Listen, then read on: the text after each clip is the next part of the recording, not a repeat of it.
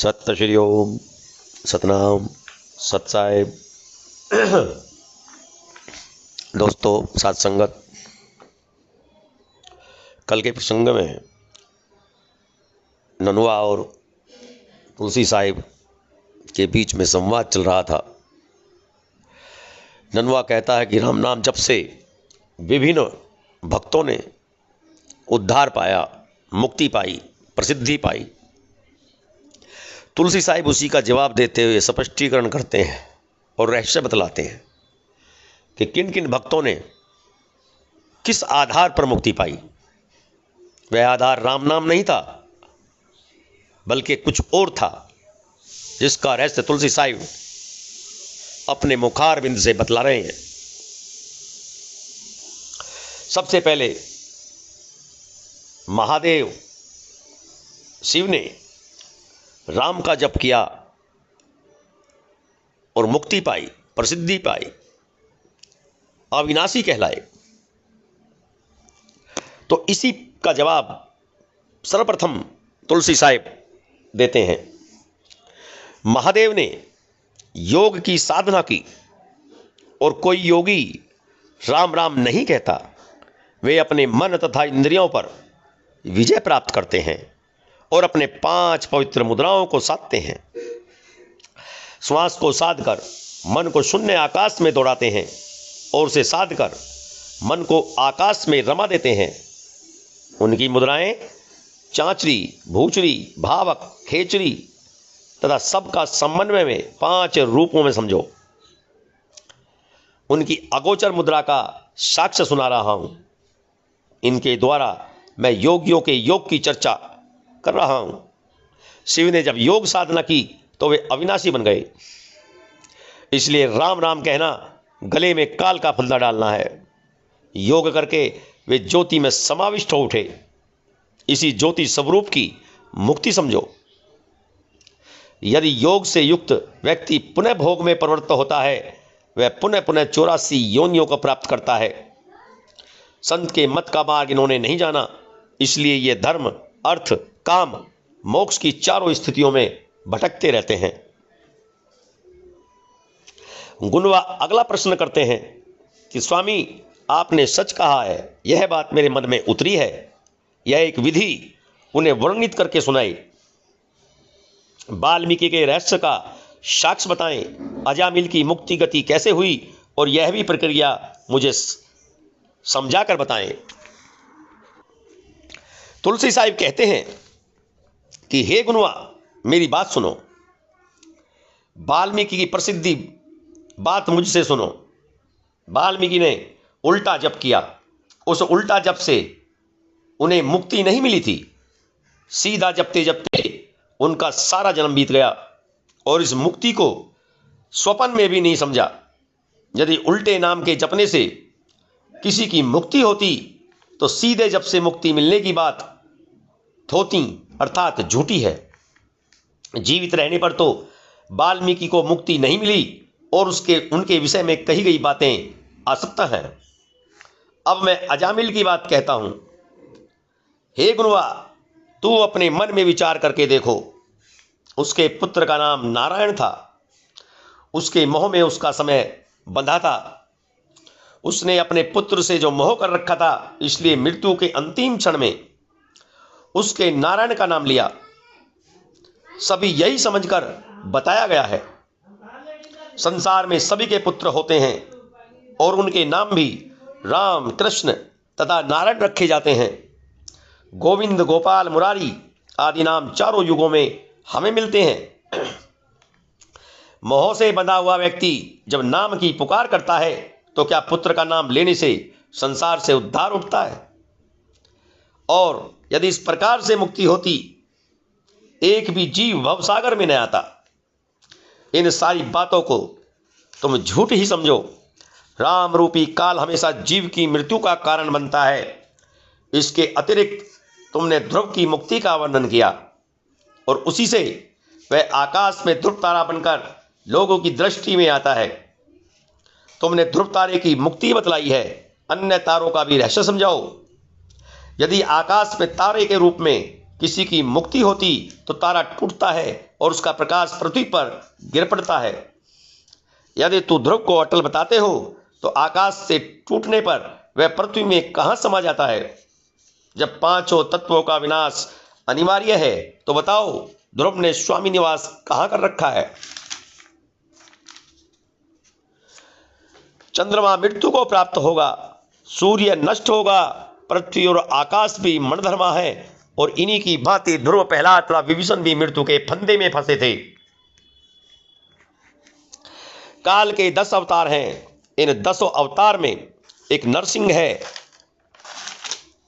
हिरण्यकश्यप का हृदय विदीर्ण किया था, जिसे समझा वह यह सब काल का प्रसार था। सब में एक भाव से रहने वाले परमात्मा अत्यंत उदार हैं, और बताओ वह किसी को क्यों मारने जाएंगे? हिरण्यकश्यप को मारकर विदीर्ण कर दिया और पुनः प्रहलाद को राजगद्दी पर बैठाया। हे भाई, जिन प्रहलाद ने राजभोग किया और उनके पुत्र विलोचन हुए, वह तो बिना आंख के, और जिसको बावन ने बांध लिया, यदि उसकी भी मुक्ति हो जाती तो राजा बलि उसे बंधन मुक्त करने क्यों जाते? उनकी आवागमन जन्म मृत्यु से मुक्ति नहीं हुई, और यदि हो जाती तो बलि उन्हें बंधन मुक्त करने के लिए क्यों जाते? भागवत पुराण में साक्ष्य को देखो, वहां कहा गया है कि मुक्ति दिलाने के लिए बलि आए थे। यदि प्रहलाद की मुक्ति हो जाती तो वह आवागमन क्यों बना रहता? कहा गया है कि नरसिंह ने प्रहलाद की सहायता की और उनके पिता हिरण्यकश्यप मारे गए, तथा उन्होंने राज्य प्राप्त किया। जो राजभोग करता है वह नरक में जाता है, फिर उसकी मुक्ति कैसे? यह गलत है। यह नरसिंह उन्हें जीते जी ले जाते, तब हम उनकी बातें मान लेते।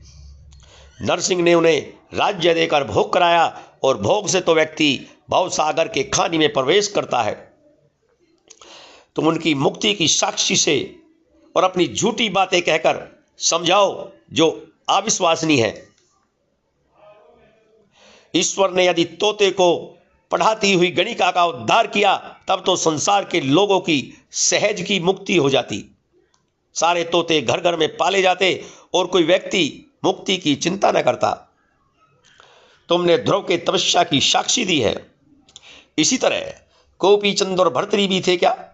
क्या ये तोते के राम नाम पढ़ते ही सुनते वालों की मुक्ति होती तो भर्तरी तथा गोपी चंद आदि राज्य क्यों त्यागते? तोता ही पालते। तुमने ध्रुव की तपस्या विधि का एक और वर्णन किया और बताया कि राज्य छोड़कर शरीर को मिट्टी बना डाला। दूसरी ओर बिना भ्रम के सहजी गणिका की मुक्ति की बात करते हो, दूसरी ओर कहते हो ध्रुव राज्य छोड़कर जंगल में गए। कभी कहते हो मुक्ति तोता के राम नाम कहने मात्र से सहज हो जाती है, और कभी कभी तपस्या के कष्टों का गान करते हो। ये दोनों विधियां मेल नहीं खाती। लगता है बातें झूठ मूठ की कही गई हैं। गुनवा, मेरी यह बात सुनो।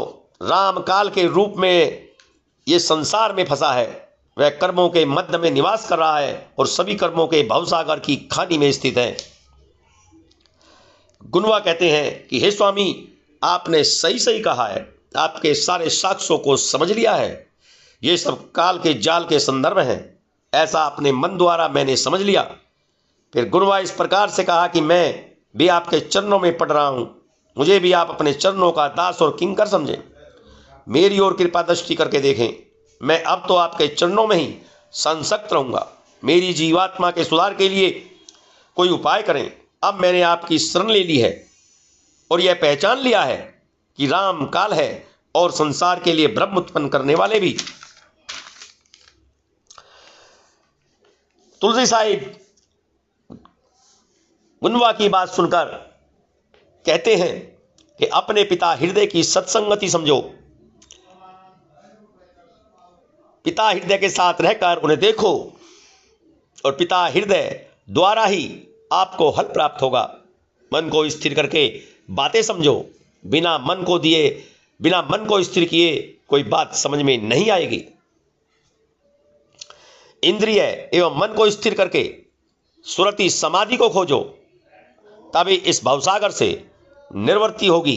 यह हृदय हमारे पास रहेंगे और शरीर मन से विधि पूर्वक तुम इनके दास बने रहो। इन्होंने सत्संगति द्वारा सब कुछ समझ लिया है, इसलिए इन्हें भली भांति पहचान करके इनसे प्रेम करो। अपने पिता हृदय का रहस्य तुम समझ नहीं पाए, इनसे सुरति समाधि तत्व पाकर इनके चरणों में चित्त लगाना।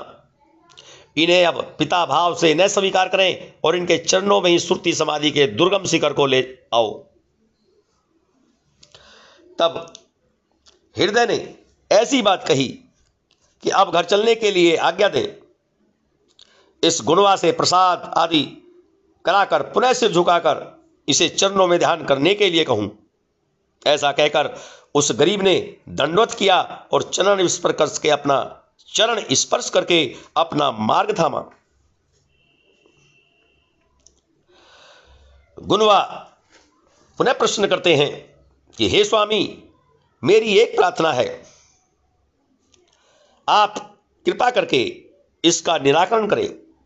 आपने हृदय की विधि मुझे समझा दी और वह हृदय के आगे है, ऐसा मेरी समझ में आया है। इस प्रकार का विश्वास भाव मेरे मन में उत्पन्न हुआ है, उसके ज्ञान और प्रभाव का वर्णन करें।